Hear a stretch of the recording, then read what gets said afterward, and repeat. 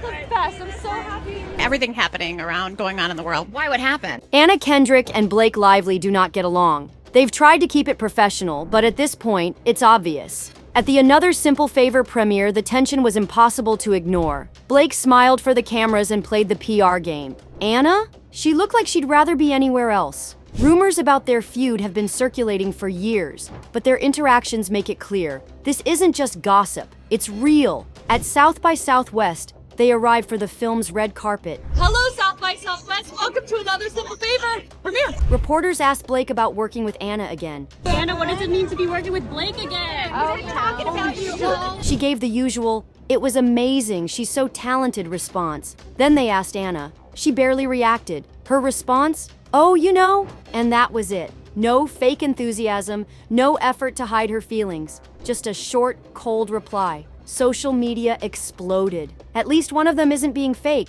This makes me like Anna even more. "Oh, you know, that's a power move." Then came another awkward moment. When asked how the movie was impacted by world events, Anna dodged completely. She said, "What happened? I did ayahuasca, and the last year of my life is just gone." I did ayahuasca and the last year of my life is just gone, but I've heard the movie's amazing. Was she joking? Probably. But she was also making it clear. She wasn't about to dive into serious topics. This isn't the first time Anna has been visibly uncomfortable around Blake. Their tension goes way back to the first A Simple Favor press tour, where every interview felt just a little off. At first glance, you might think they were just two very different personalities. Blake, outgoing and polished, and Anna, sarcastic and reserved. But when you really paid attention, you could tell something was off. I would literally skin her body alive and step into it to be Cinderella, but I would that's need really her voice. Hardcore. It's a problem. I would need her voice. I can't be a Disney princess ever.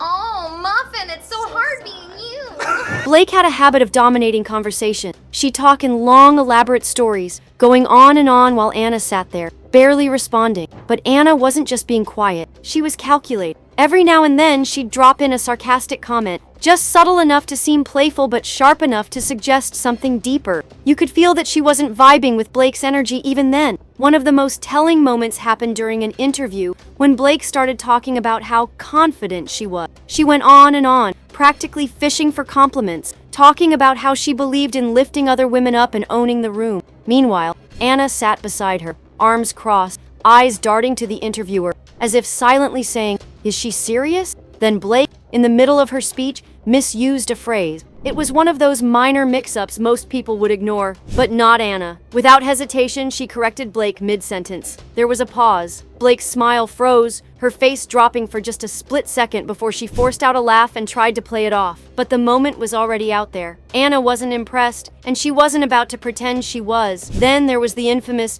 gun incident on set. While filming A Simple Favor, there was a scene where they had to fire a gun loaded with blanks. It's standard procedure for the crew to warn actors about how loud it'll be, except this time, they forgot. The gun went off unexpectedly, sending a shockwave through the set. Anna, caught completely off guard, flinched hard, her body jerking away from the sound. Meanwhile, Blake, ever the performer, barely reacted, letting out a little laugh instead. But here's where it gets interesting. Later, during an interview, Blake was asked about the scene. Instead of just telling the story, she made it all about herself, exaggerating how she had handled it so well while Anna had been totally freaked out. Anna sat beside her, listening, silent, expressionless. You could see it in her eyes. She was waiting for Blake to finish, waiting for her to finally stop talking. But Blake kept going, practically acting out the scene, laughing about Anna's reaction, making herself the cool, unbothered one. Anna barely said a word, and when Blake finally wrapped up her version of the story, Anna just nodded and said, "Yeah, that's not exactly how I remember it." It was subtle, but the tension was thick. The way Blake had taken over the moment, the way Anna had held back, and the way she delivered that one quiet line, it all said so much about their dynamic. And that was just the first movie. Now fast forward to the sequel, and the tension isn't just subtle anymore. It's obvious. The fake smiles, the cold responses, the body language, it's all on full display. Whatever was simmering under the surface before, it's boiling over now. Blake's outfit at the Another Simple Favor premiere also had people talking. She showed up in some kind of latex dress that looked like bubble tea. The internet roasted her. "What is this material? It looks like it would give me swamps." It wasn't just the outfit, it was the whole energy. Blake was trying too hard to steal the spotlight, and it was painfully obvious. The worst moment? When Blake started talking about a third Simple Favor movie. She went on and on about how great it would be to film in Italy, while Anna just stood there, staring at the floor. You could practically hear her inner monologue. Please get me out of here.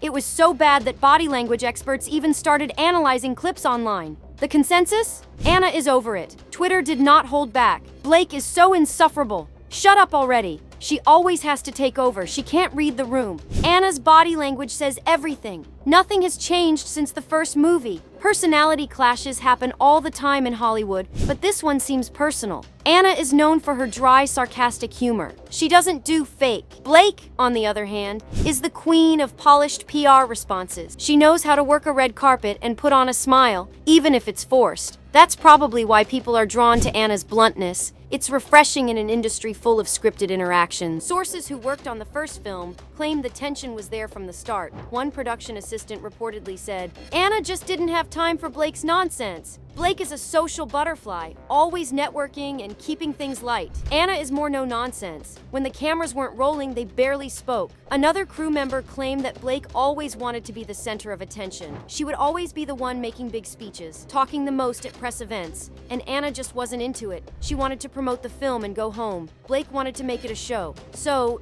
is a third Simple Favor actually happening? Probably not. If promoting this one was this messy, imagine another full shoot. Blake may be pushing for it, but Anna seems completely uninterested. Would they even sign on to another project together? It's hard to say. Hollywood is unpredictable and money talks, but unless something drastically changes between them, it's unlikely they'd voluntarily spend months filming together again. One thing's clear, Anna isn't going out of her way to fake anything. And Blake? She's still talking. Both actresses have moved on to other projects. Anna has been focusing on more indie films and directing opportunities. Blake, meanwhile, is staying in the mainstream spotlight with high-profile projects and brand deals. But the question remains, was their tension exaggerated for publicity? Some people believe it's all an act to create buzz around the movie. Others think the awkwardness is too real to be staged. What do you think? Is this just Hollywood drama, or do they actually hate each other? Drop your takes in the comments, and don't forget to like and subscribe for more tea.